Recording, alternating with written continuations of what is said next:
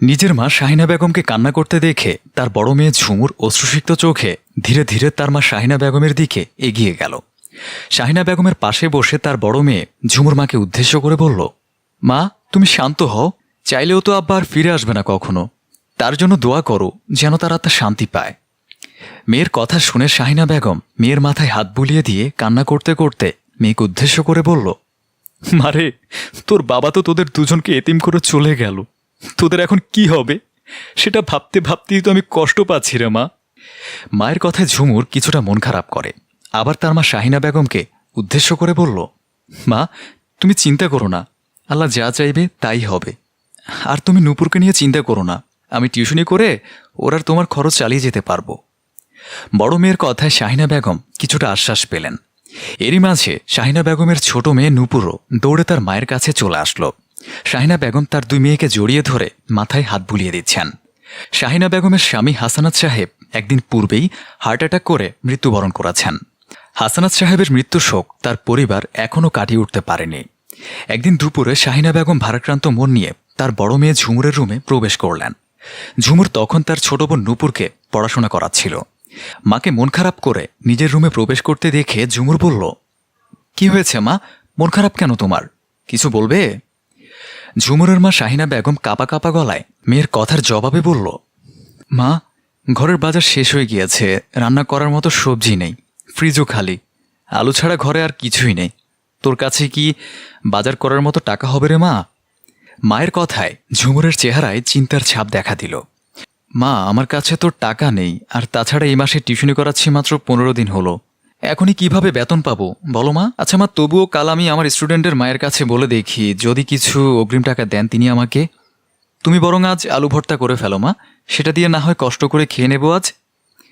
মেয়ের কথায় শুধু আচ্ছা বলে শাহিনা বেগম ঝুমুরের রুম থেকে প্রস্থান করে চলে গেলেন। ঝুমুর একটি দীর্ঘশ্বাস ছেড়ে আবার তার ছোট বোন নূপুরকে পড়াতে লাগলো। দুপুরে শাহিনা বেগম সহ তার দুই মেয়ে খাবার টেবিলে খেতে বসল। খাবার খেতে বসে শাহিনা বেগমের বড় মেয়ে ঝুমুর দেখতে পেল আলু ভর্তায় কোনো প্রকার পেঁয়াজ মরিচ দেয়া হয়নি। ঝুমুর তার মা শাহিনা বেগমের দিকে তাকিয়ে তার চেহারায় অসহায়ত্বের ছাপ দেখে সহজেই বুঝে গেল যে তার ঘরে পেঁয়াজ মরিচও শেষ হয়ে গিয়েছে। ঝুমুর কিছু না বলেই সেই আলু ভর্তা দিয়েই ভাতের লোকমা মুখে নিয়ে খাওয়া শুরু করল। ঝুমুরের পাশে তার ছোট বোন নূপুরকে চুপচাপ বসে থাকতে দেখে ঝুমুর তাকে উদ্দেশ্য করে বলল, কিরে নূপুর তুই ভাত খাচ্ছিস না কেন? আমি আলু ভর্তা দিয়ে ভাত খাবো না, আমি মাংস দিয়ে ভাত খাবো, আলু ভর্তা দিয়ে তোকে ভাত খেতে হবে, তাড়াতাড়ি খেনে বলছে। বড় বোনের ধমকে নূপুর কান্না করে দিল। বাবা আমার জন্য প্রতিদিন মাংস আর মাছ নিয়ে আসতো, তোমরা আমাকে মাংস খেতে দাও না, তোমরা অনেক খারাপ। এই বলে ছোট নূপুর না খেয়েই কান্না করতে করতে তার রুমে চলে গেল। ছোট বোনের এমন কথা শুনে ঝুমুরের মন প্রচণ্ড পরিমাণে খারাপ হয়ে গেল। ঝুমুর তার মায়ের দিকে তাকিয়ে দেখল তার মা কান্না করছে। ঝুমুরের মা শাহিনা বেগম কান্না করতে করতে উঠে তার রুমের দিকে চলে গেলেন।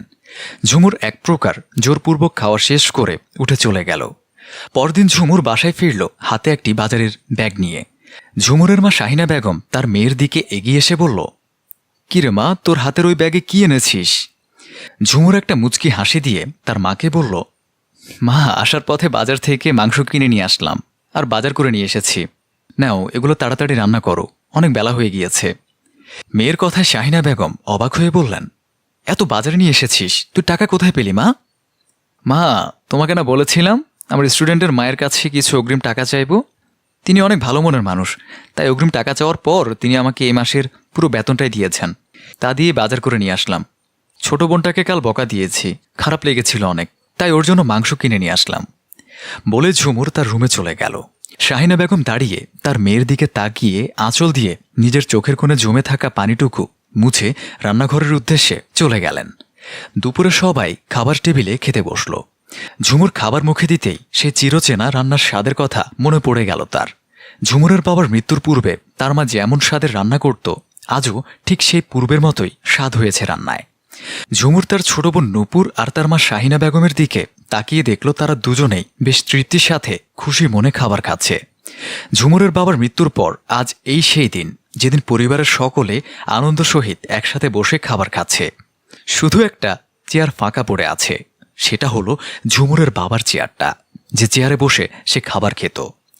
রাতে ঝুমুর নিজের রুমের আসবাবপত্র পরিষ্কার করছে। এমন সময় কলিং বেল বেজে উঠল। ঝুমুর দ্রুত গিয়েই দরজা খুলে দিতেই দেখল তার ছোট চাচা আব্দুর রহমান সাহেব দরজার কাছে দাঁড়িয়ে আছেন তার ছেলেকে নিয়ে, এবং তার চাচার হাতে কিছু কাগজ রয়েছে। ঝুমুর নিজের চাচাকে দেখে সালাম দিল এবং ভেতরে প্রবেশ করতে বলল। রহমান সাহেব তার ছেলেকে নিয়ে ভেতরে প্রবেশ করে সোফায় বসল।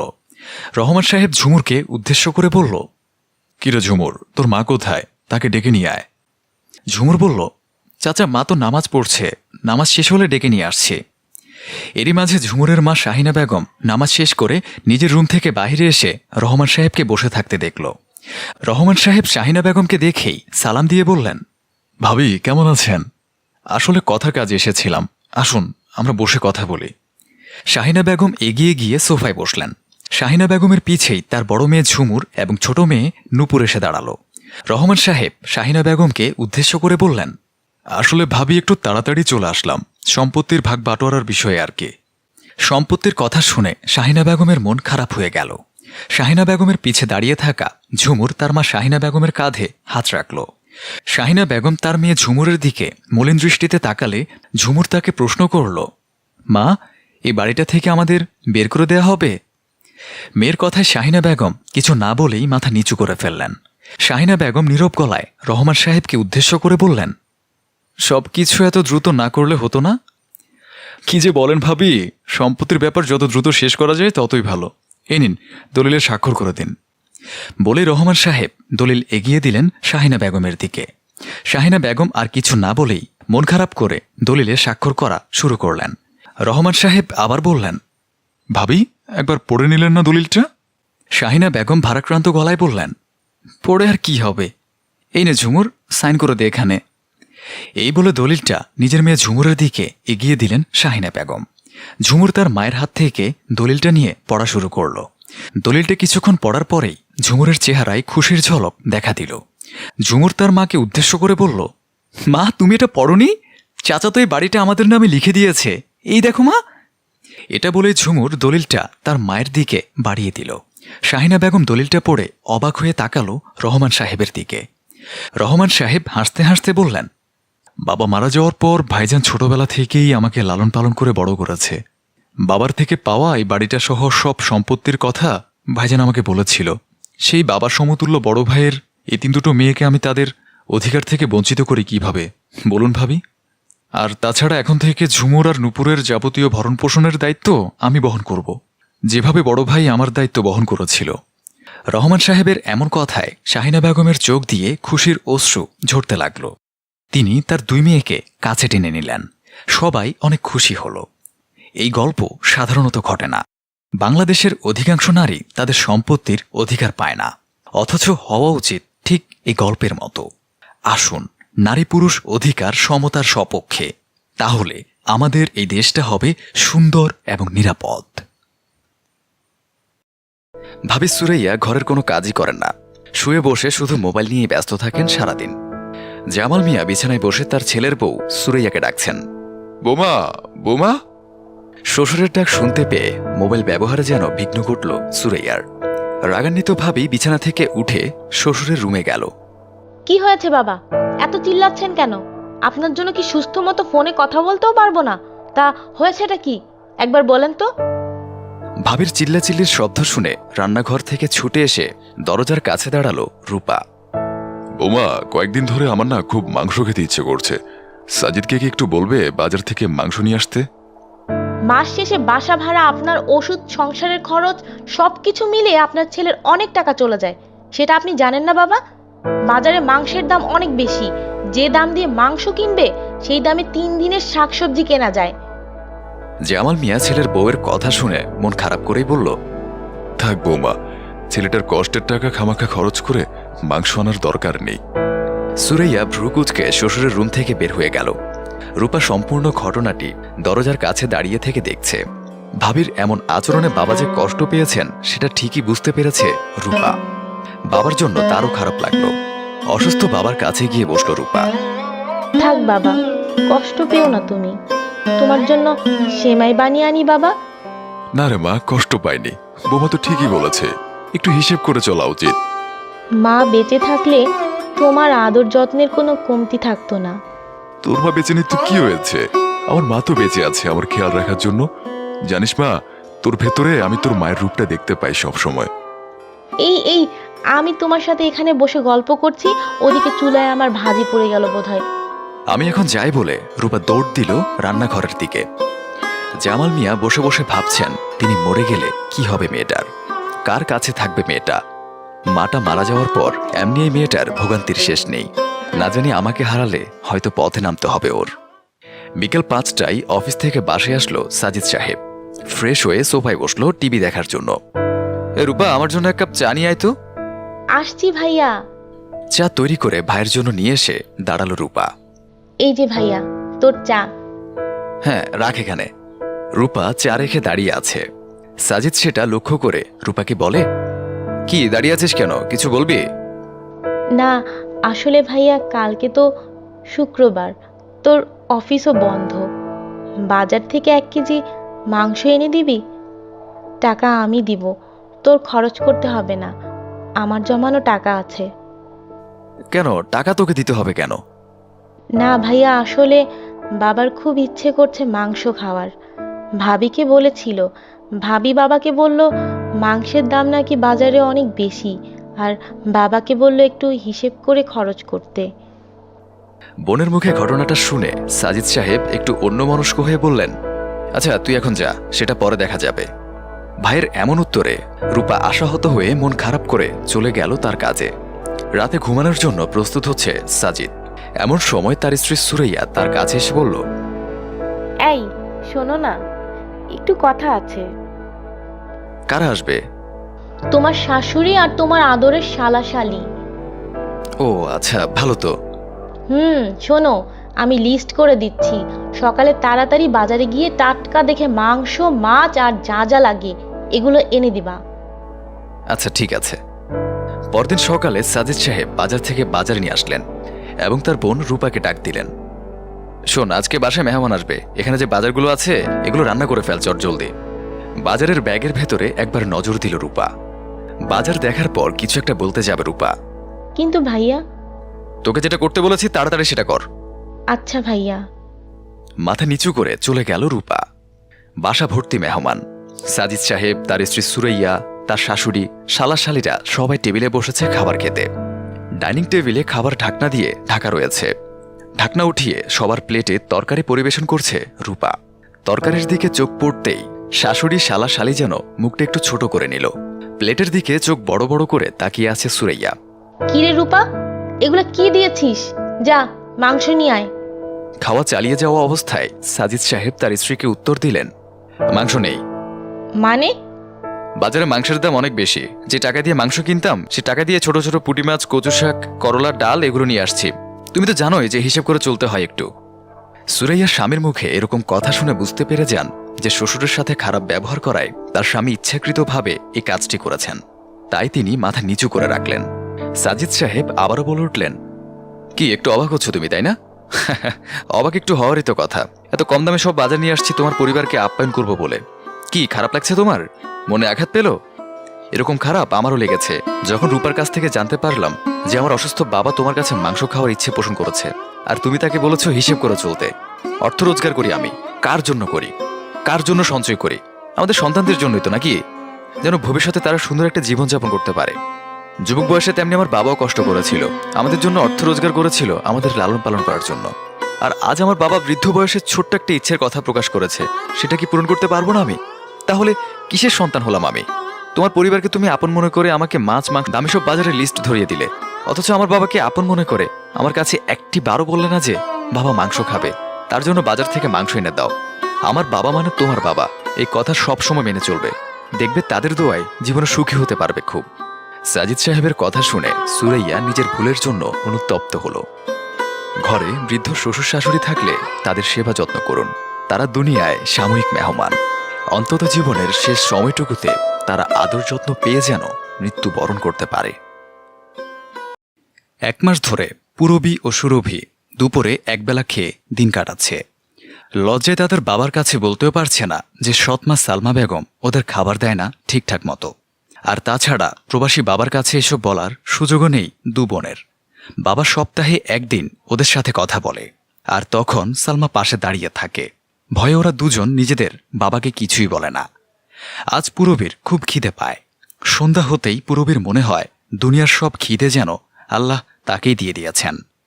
এক গ্লাস পানি ছাড়া পূরবী খাওয়ার মতো তেমন কিছুই খুঁজে পেল না। পেটের ভেতরে এক ধরনের ব্যথা অনুভব করে পূরবী। বিছানায় শোয়া থেকে উঠে বসে ছোট বোন সুরভির দিকে তাকায় সে। ঘুমন্ত সুরভির মুখে যেন বিষাদের ছায়া। ডান গালে 3টি আঙুলের ছাপ স্পষ্টভাবে বসে গিয়েছে। নিজের খিদের কথা ভুলে গিয়ে মুহূর্তে বোনের ব্যথায় ব্যথিত হয় পূরবী এবং তার কাছে গিয়ে মাথায় হাত বুলিয়ে দেয়। ছোট মানুষ না খেয়ে থাকতে পারে না। খিদে লাগলেই পূরবীর কাছে এসে ঘ্যান ঘ্যান করে। আজ সন্ধ্যায়ও সুরভি কান্না করছিল খাবারের জন্য। পূরবী রেগে গিয়ে একটি থাপ্পড় বসায় বোনের গালে। কাঁদতে কাঁদতে সুরভি ঘুমিয়ে যায়। নিজের এমন ব্যবহারে নিজেই অনুতপ্ত হল পূরবী। বোনের হাত দুটো কোলে নিয়ে কান্না করে বলল, আমাকে মাফ করে দিস বোন, আমার কাছে যে কিছুই নাই। আমি কোথা থেকে তোকে খাবার দিতাম বল? মাও গেল, সাথে নিয়ে গেল আমাদের ভালো থাকা। ছোট মা যে একবেলা খেতে দেয় সেটাই তো অনেক আমাদের জন্য। আমি তোকে মারতে চাইনি, কিন্তু হঠাৎ রাগ উঠে গিয়েছিল। পূরবীর কান্নায় সুরভি জেগে গেল ঘুম থেকে। উঠেই বোনকে জড়িয়ে ধরল। পূরবীর কান্নার তোড় আরও বেড়ে গেল। সুরভি তার বোনকে জড়িয়ে ধরে চুপ করে রইল। ইদানিং বড় বোনের শরীর থেকে সুরভি কেমন মামা গন্ধ পাচ্ছে। পূরবীর মুখ মুছে দিয়ে সুরভি বলল, আমার যে ভীষণ খিদে পায় বুবু, কি করব বলো? পূরবী চোখ মুছতে মুছতে বলে, এবার থেকে দুপুরের খাবার খাওয়ার আগে বেশি করে পানি খাবি। তারপর দুপুরের খাবার থেকে 2 ভাগ খেয়ে 1 ভাগ রেখে দিবি। আমিও 1 ভাগ রেখে দিব। রাতে আমার ভাগেরটুকু আর তোর ভাগেরটুকু খেয়ে নিবি। বোনের কথা শুনে সুরভি ভীষণ খুশি হয়। এই চমৎকার বুদ্ধি তো তার মাথায় আসতো না। এক বোন অন্য বোনকে জড়াজড়ি করে ধরে আবার শুয়ে পড়ে। ফজরের সময় আবার উঠতে হবে 2 বোনকে। ফজরের আজান শেষ হতেই পূরবী সুরভি উঠে পড়ে ঘুম থেকে। পূরবী এবার এসএসসি পরীক্ষা দিচ্ছে, আর সুরভি সবেমাত্র ক্লাস 7-এ পড়ে। ঘরের কাজ শেষ না হলে তাদের সৎমা সালমা বেগম সুরভিকে স্কুলে যেতে দিবে না। তাই 2 বোন অন্ধকার থাকতেই বাড়ির সব কাজ শুরু করে দিল। সালমা বেগম সকাল 7টায় ঘুম থেকে উঠল এবং রান্নাঘরে গিয়ে চাল, ডাল, তরকারি, 2টো মুরগির ডিম বের করে দিয়ে রান্নাঘরের সামনে একটি চেয়ার নিয়ে বসল। পূরবী অভ্যস্ত হাতে দ্রুত চুলায় আগুন দিল এবং একটি পাত্রে ডালের সাথে ডিম 2টো সিদ্ধ করতে দিল। সালমা বেগম গর্ভবতী হওয়ায় প্রতিদিন সকালে 2টো দেশি মুরগির ডিম খায়, রাতে 1 মগ গরুর দুধ খায়। সুরভি ঘর মোছার কাজ করছে। সুরভি তার বোনকে রান্নার কাজে 1 বালতি পানি দিতে গিয়ে দেখল চেয়ারে বসে তার সৎমা সালমা বেগম লবণ দিয়ে মেখে সিদ্ধ ডিম খাচ্ছে। সুরভি তাকিয়ে রইল সালমা বেগমের দিকে আর ভাবতে লাগলো তার মায়ের কথা। মা বেঁচে থাকতে প্রতিদিন 2 বোনকে ডিম খেতে দিত। সুরভির ডিম ভীষণ প্রিয়। পূরবী তাই প্রায় সময় নিজের ডিমও বোনকে দিত। তার সৎমা সালমা বেগমের হঠাৎ করে খেয়াল হলো সুরভি তাকিয়ে আছে তার দিকে। বসা থেকে উঠে তিনি সুরভির ঘাট ধরে ধাক্কা দিলেন এবং অকথ্য ভাষায় গালি দিতে লাগলেন সুরভিকে। মা ময়রা আমার ঘাড়ে যত রাক্ষসী দিয়া গেছে, আমার খাবারের দিকে তাকিয়ে থাকে। নজর দিস আমার খাবারে, যেন আমার পেটে অসুখ হয় তার জন্য। খাউন দেখলে লালা পড়ে তোর, তাই না রাক্ষসী? এসব শুনে রান্নাঘর থেকে পূরবী ছুটে এসে ছোট বোনকে জড়িয়ে ধরে চিৎকার করে বলল, মাফ করে দেন মা, ও ছোট মানুষ, ওরে আর কিচ্ছু বললেন না। এখনো ওই দিনে দেওয়া মায়ের ঘাও শরীর থেকে শুকোয়নি। আমার বোনটা মরে যাবে মা। সালমা বেগমের রাগ এবার আরো বেড়ে গেল। তিনি চিৎকার করে বললেন, মরিস না কেন তোরা? আজরাল তোদের 2 বোনকে চোখে দেখে না কেন? আমার ঘাড়ে বৈশা বৈশা আর কত খাবি? বলে সালমা বেগম 2 বোনকে বেধড়ক মারা শুরু করলেন। এবারে 2 বোনের আহাজারিতে গাছের পাতারাও যেন কেঁপে উঠল। সালমা বেগম থামল যখন সে দেখল সুরভি মাটিতে পড়ে আছে, তার উপর রক্ষা কবজের মতো পূরবী পড়ে আছে। সালমা বেগমের মারের প্রায় পুরোটাই পূরবীর গায়ে লেগেছে। ফ্লোর থেকে উঠে পূরবী পুনরায় আবার রান্নাঘরে চলে গেল। সুরভি ঘর গোছাতে ব্যস্ত হয়ে পড়ল। অন্য রুমে গিয়ে সালমা বেগম ফোন করে তার স্বামীর কাছে সুরভি পূরবীর দোষের কথা বলতে লাগলেন। পূরবী রান্না করতে করতে চুলার লেলিহান অগ্নিশিখার দিকে তাকিয়ে বলল, তোমার তীব্রতার ফিকে হয়ে যাওয়া এই বুক যেন আগুন জ্বলছে তার কাছে।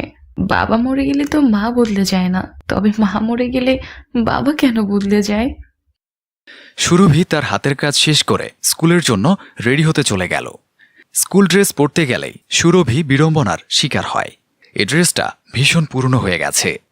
সাদা সালোয়ার হলুদাব হয়ে গিয়েছে, নীল জামার ছোপ ছোপ রং উঠে গিয়েছে। স্কুলে এই ড্রেস পরে গেলে মেয়েরা হাসাহাসি করে সুরভিকে নিয়ে। এসব ভাবতে ভাবতে সুরভির দু চোখ আবারও জলে ভিজে গেল। পুরবী রান্না শেষ করে টেবিলে এসে সব গুছিয়ে কড়ই কালির পাতিল গত রাতের এটো বাসন ধুচ্ছে। হাতের কাজ শেষ করে একটু বিশ্রাম নেওয়ার জন্য পুরবী সোফায় বসল। এমন সময় কেউ একজন কলিং বেল চাপল। পুরবী সোফা থেকে উঠে গিয়ে দরজা খুলে দিল। দরজা খুলে দিতেই পুরবী দেখতে পেল একজন বোরকা পরা মহিলা। পুরবী তাকে সালাম দিল। মহিলা সালাম নিয়ে পুরবীকে উদ্দেশ্য করে বলল, আমাকে এক গ্লাস পানি দাও তো, এই পথ দিয়ে যাচ্ছিলাম, ভীষণ তেষ্টা লেগেছে। পুরবী দ্রুত পায়ে ঘরের দিকে গেল। সদ্য ধুয়ে আনা কাচের গ্লাসে পানি নিয়ে ফ্রিজ থেকে এক টুকরো বরফ নিয়ে পানির গ্লাসে দিল। সালমা বেগম তার রুমে বসেছিল। পুরবীকে এমন যত্ন সহকারে পানি নিতে দেখে সেও পুরবীর পেছনে বের হয়ে এলো। অচেনা আগন্তুককে দেখে সালমা বেগম এগিয়ে আসলো। বোরকা পরা মহিলাটি পুরবীকে জিজ্ঞেস করল, উনি তোমার কি হয়? পুরবী বলল, জি, আমার মা। পানি খাওয়া হতেই মহিলাটি তার হাতের গ্লাসটি দিয়ে দিল এবং পুরবী গ্লাসটি নিয়ে ঘরে চলে গেল। পুরবী যেতেই বোরকা পরা মহিলাটি সালমা বেগমকে উদ্দেশ্য করে বলল, আপা, আপনারে সত্যি কথাটাই বলি, আমার মেজ ছেলে মালয়েশিয়া থাকে, এই সপ্তাহ পর দেশে ফিরবে। আমি এই কলোনি দিয়েই আসা যাওয়া করি মাঝে মধ্যে। আপনার মেয়েকে মাঝে মাঝে বাসার নিচে দেখি, আজকে দেখি আমার পছন্দ হয়ে গিয়েছে, তাই আজকে আপনার কাছে আসলাম প্রস্তাবটা দেওয়ার জন্য। আপনাদের যদি কোনো আপত্তি না থাকে তাহলে আমি আগামীকাল আমার বড় দুই ছেলের বউকে নিয়ে আর মেয়েকে নিয়ে আপনার মেয়েটাকে দেখতে আসতে চাই। সালমা বেগম এক মুহূর্ত ভেবে তারপর বলল, ঠিক আছে, আমার আপত্তি নেই, তবে আগেই একটা কথা বলে রাখি, পূর্বী আমার নিজের মেয়ে না। ওদের দুই বোনকে রেখে মা মারা গিয়েছে কয়েক মাস আগে, আমি ওদের দ্বিতীয় মা। বোরকা পরা মহিলাটি কোনো প্রতিক্রিয়াই করলেন না, বরং বললেন, আমার কোনো সমস্যা নেই তাতে। মেয়ের মা না থাকাটা তার কাছে কোনো ব্যাপারই মনে হয়নি। নিজের রুম থেকে সব কথা শুনছে পুরবী। গড়িয়ে পড়া শিশিরের মতো পুরবীর চোখ থেকেও এক ফোঁটা জল যেন বের হতে যাচ্ছে। তার বুকের ভেতর জ্বলতে থাকা আগুন যেন বহুগুণে বেড়ে গেল। সে ভাবল, তার বিয়ে হয়ে গেলে তার ছোট বোন সুরভির কি হবে, সে কোথায় থাকবে। এগুলো ভাবতে ভাবতেই পুরবী তার রুম থেকে বের হয়ে আসলো এবং বোরকা পরা মহিলাটিকে উদ্দেশ্য করে বলল, ক্ষমা করবেন, আমি এই বিয়েতে রাজি নই, আমি এই বিয়ে করতে পারবো না। পুরবীর কথা শোনা মাত্র সালমা বেগম ক্ষেপে গিয়ে বললেন, বিয়ে করবি না মানে? সারা জীবন বসে বসে তোরা দুই বোন আমার ঘরের অন্ন ধ্বংস করবি নাকি? বোরকা পরা মহিলাটি এবারে মলিন কণ্ঠে সুন্দরভাবে পুরবীকে জিজ্ঞেস করল, কেন মা, কি হয়েছে? এই বিয়েতে তোমার আপত্তি কেন? পুরবী বলল, আমি বিয়ে করলে আমার ছোট বোনটা একা হয়ে যাবে, ওকে ছাড়া আমি কখনো থাকতে পারিনি, আর ভবিষ্যতেও পারবো না। ও আমার একমাত্র আপনজন। বলে পুরবী কান্না করতে লাগল। বোরকা পরা মহিলাটি পুরবীর মাথায় হাত বুলাতে বুলাতে বলতে লাগলেন, ও, এই কথা, সমস্যা নেই, তোমার বোনও আমার বাড়ি মেয়ে হয়ে থাকবে। আমি তো তোমাকে ছেলে বউ নয়, বরং নিজের মেয়ে করে নিয়ে যেতে চাচ্ছি। আমার একটা মেয়ে শখ ছিল, কিন্তু উপরওয়ালা দিল একটা ছেলে। তোমরা দুই বোন আমার ঘরে এলে আমার মেয়ের মা হওয়ার শখটা পূরণ হবে। মহিলাটির কথা শুনে পুরবী যেন আশ্বাস ফিরে পেল। পুরবী মহিলাটির চেহারায় নিজের মায়ের প্রতিরূপ দেখতে পাচ্ছে। পুরবী বিয়েতে রাজি হয়ে গেল। এখন পুরবী পেয়েছে হাসি খুশি একটা সংসার, কতগুলো ভালো মানুষ, সুন্দর একটি অত্যাচারবিহীন জীবন। পুরবীর শাশুড়ি তাদের দু বোনকে মায়ের থেকেও বেশি আদর স্নেহ করেন। পুরবী আর সুরভির এখন আর মনে পড়ে না যে তারা এতিম। কি ব্যাপার, ঘুম ভাঙে না এখনো? সকালের নাস্তা না খাওয়াই মারবা নাকি আমাদের? শাশুড়ি হালিমা খাতুনের এমন উদ্ভট যুক্তি শুনে চোখের ঘুম নিমিষেই উধাও মিনহাজের। ঘুম থেকে উঠেই মিনহাজ মনে মনে বলতে লাগলেন, সকালে নাস্তা না খেয়ে কেউ মারা গিয়েছে, এমন সংবাদ আমি আজ অবধি পাইনি। শাশুড়ি হালিমা খাতুনের বলা এমন কথার উত্তর দেওয়ার মতো ক্ষমতা মিনহাজের নেই। মিনহাজের পাশে শুয়ে থাকা তার স্ত্রী আমিনা বলল, যাও না, গিয়ে দরজাটা খুলো জলদি, সকাল সকাল ভালো লাগে না আমার এমন চেঁচামেচি।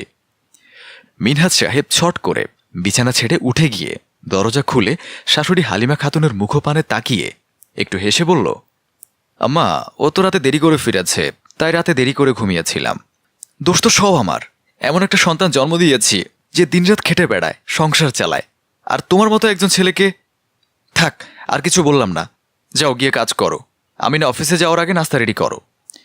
মুখ ফুটে শাশুড়ির বলা এমন কথার কোনো জবাব দিতে পারল না মিনহাজ, তাই চুপ করেই রান্নাঘরে চলে গেল সে নাস্তা রেডি করতে। মিনহাজের খুব ইচ্ছে হচ্ছিল শাশুড়িমাকে জিজ্ঞেস করার, মিনহাজের মতো একজন ছেলেকে দ্বারা তিনি কি বোঝাতে চেয়েছিলেন। মিনহাজ মনে মনে বলতে লাগলো, সংসার কি আমি না একাই চালাচ্ছে?